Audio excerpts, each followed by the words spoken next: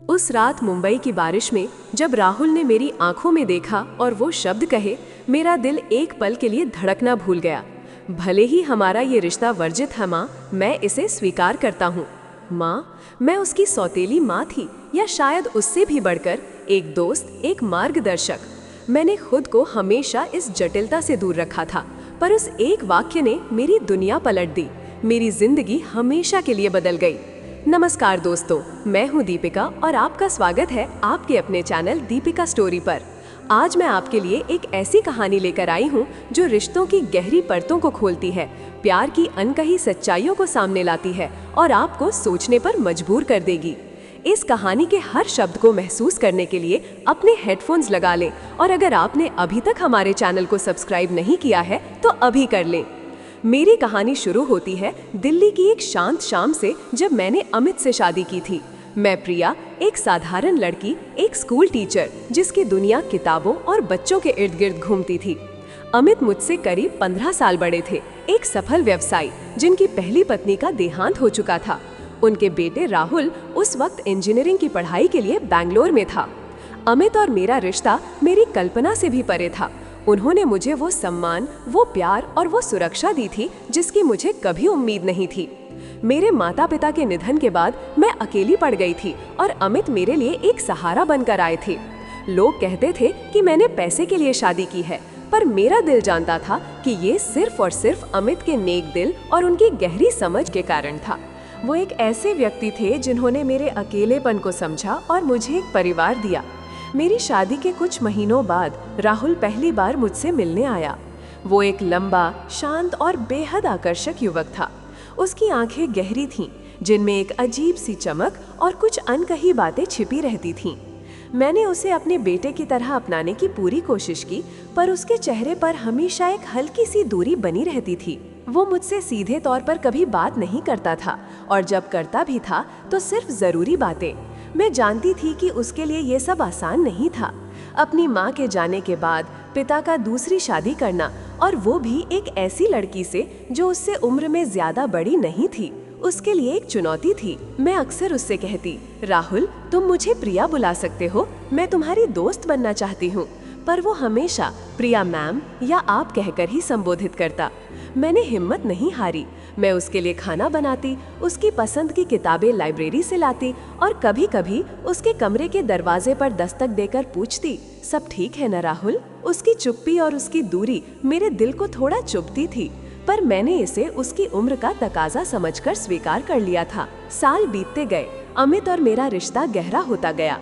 राहुल अपनी पढ़ाई पूरी करके बैंगलोर से मुंबई चला गया था, एक मल्टीनेशनल कंपनी में काम करने के लिए। वो कभी कभी हमें मिलने आता था और हर बार मुझे लगता था कि उसकी आंखों में पहले से ज्यादा चमक है और शायद मुझ में भी। हम फोन पर भी बात करते थे, पर हमारी बातें हमेशा औपचारिक ही रहती थीं। मैं उसकी तरक्की से खुश थी और अमित भी। अमित अक्सर कहते, प्रिया, तुमने राहुल को बदल दिया है, वो पहले से ज्यादा खुश और जिम्मेदार लगता है। मुझे ये सुनकर अच्छा लगता था, लेकिन कहते हैं ना, जीवन में खुशियाँ हमेशा स्थिर नहीं रहती। एक दिन अमित को दिल का दौरा पड़ा। सब कुछ इतनी तेजी से हुआ कि हमें संभलने का मौका ही नहीं मिला। वो हमें छोड़कर चले गए। मेरा सहारा, मेरा प्यार, मेरा सब कुछ एक पल में खत्म हो गया था। मैं टूट गई थी, मेरी दुनिया उजड़ चुकी थी। उस वक्त राहुल मेरे साथ था। वो मुंबई से तुरंत आ गया था। अमित के अंतिम संस्कार में जब मैंने उसे देखा तो उसकी आंखों में वही दर्द था जो मेरे दिल में था। हम दोनों एक ही दुख से गुजर रहे थे। अमित के जाने के बाद घर में एक अजीब सी खामोशी छा गई थी। मैं अपने कमरे में घंटों बैठी रहती, अमित की तस्वीरों को देखती और रोती रहती। राहुल ने अपना सारा काम छोड़कर मेरे साथ रहने का फैसला किया था। वो मुझे कभी अकेला नहीं छोड़ता था। वो मेरे लिए खाना बनाता, दवाइयाँ देता और कभी कभी बस मेरे पास आकर बैठ जाता। उसकी मौजूदगी से मुझे एक अजीब सी शांति मिलती थी। उसकी चुप्पी में भी एक गहरा सहारा था। धीरे धीरे हमारी औपचारिक दूरियां कम होने लगीं। हम रात को देर तक बातें करते। वो मुझसे अपने ऑफिस के बारे में बताता, अपने सपनों के बारे में बताता और मैं उसे अमित की पुरानी कहानियां सुनाती।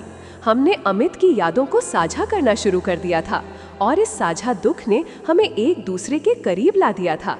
एक रात दिल्ली में बहुत तेज बारिश हो रही थी, बिजली भी चली गई थी। हम दोनों बालकनी में बैठे थे, चाय पी रहे थे।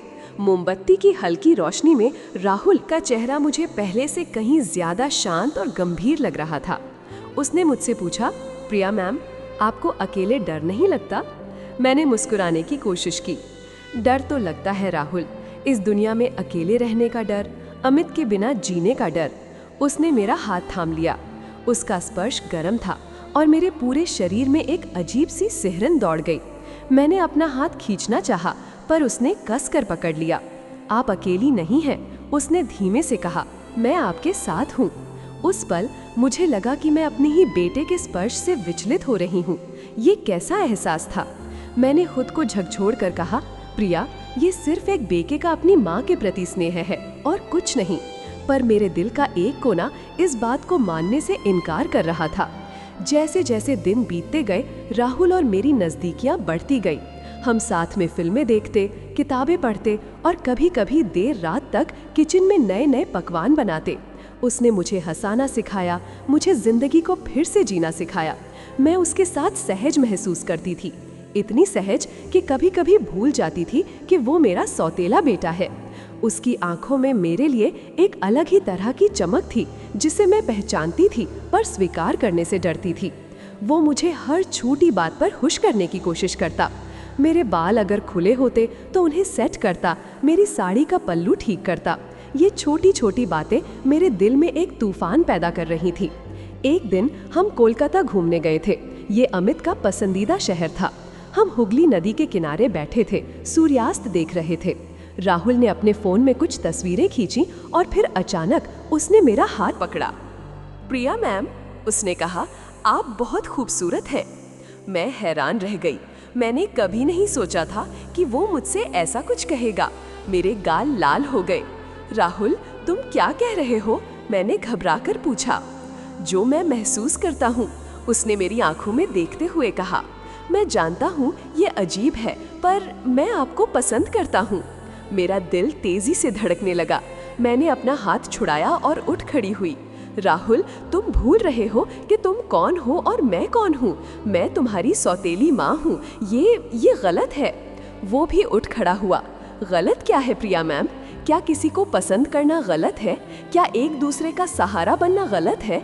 मैं जानता हूँ ये समाज के लिए स्वीकार्य नहीं है, पर मेरे लिए आप मेरी सबसे अच्छी दोस्त हैं, मेरा सहारा है और आप मेरी पूरी दुनिया बनती जा रही हैं।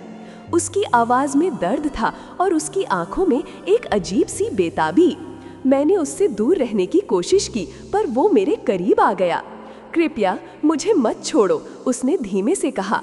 मैं अमित अंकल की जगह नहीं लेना चाहता, पर मैं चाहता हूँ कि आप खुश रहें, और अगर मेरी मौजूदगी आपको खुश कर सकती है तो मैं इसके लिए कुछ भी करूँगा। मैं उस रात सो नहीं पाई।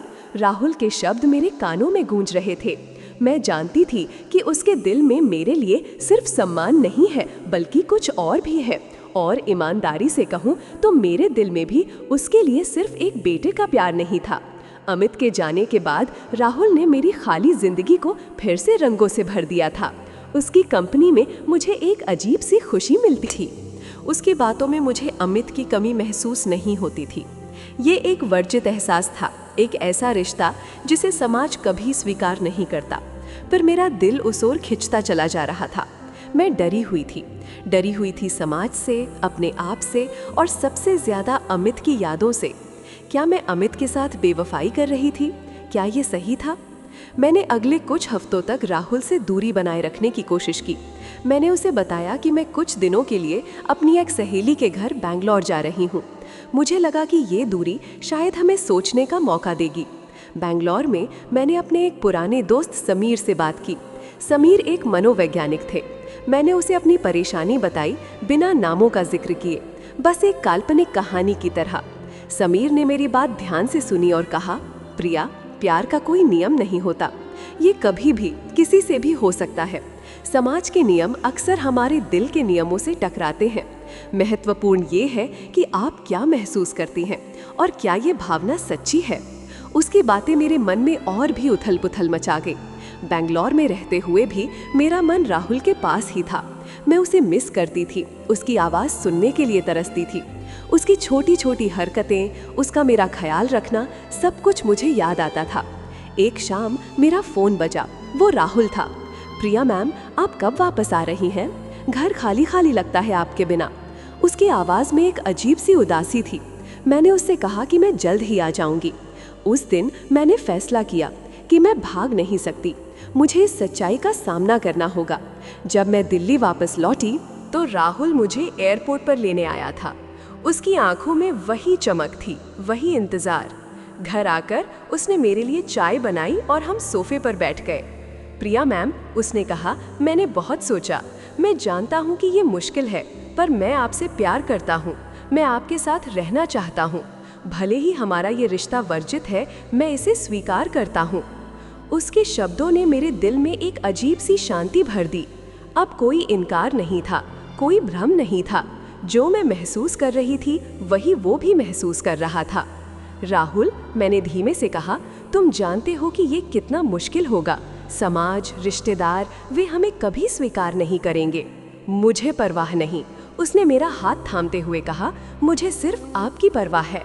और अगर आप भी मुझे उतना ही पसंद करती हैं जितना मैं आपको करता हूँ, तो हम इस दुनिया का सामना कर सकते हैं। उसकी आंखों में मुझे अपना भविष्य दिखाई दिया, एक ऐसा भविष्य जहाँ शायद बहुत सारी चुनौतियाँ होंगी, बहुत सारे सवाल होंगे, पर वहाँ प्यार होगा, सच्चा प्यार। मैंने अमित को बहुत प्यार किया था और उनकी यादें हमेशा मेरे साथ रहेंगी। पर राहुल मेरी जिंदगी में एक नई सुबह लेकर आया था। वो मेरे लिए सिर्फ एक सहारा नहीं था, बल्कि मेरी आत्मा का साथी बन गया था। मैंने अपने डर को एक तरफ रखा और उसकी आंखों में देखा। हाँ राहुल, मैंने फुसफुसाते हुए कहा, मैं भी तुमसे प्यार करती हूँ। उस पल मेरे दिल से एक बहुत बड़ा बोझ उतर गया। हमने एक दूसरे को गले लगा लिया। ये एक ऐसा आलिंगन था जिसमें वर्षों का इंतजार, ढेर सारे अनकहे एहसास और एक नए भविष्य की उम्मीद छिपी हुई थी। हमने फैसला किया कि हम दिल्ली छोड़कर कहीं और चले जाएंगे, एक ऐसी जगह जहां हम अपनी नई जिंदगी शुरू कर सके, बिना किसी की परवाह किए। हमने मुंबई को चुना। मुंबई, सपनों का शहर, जहां लोग अपनी पहचान बनाने आते हैं।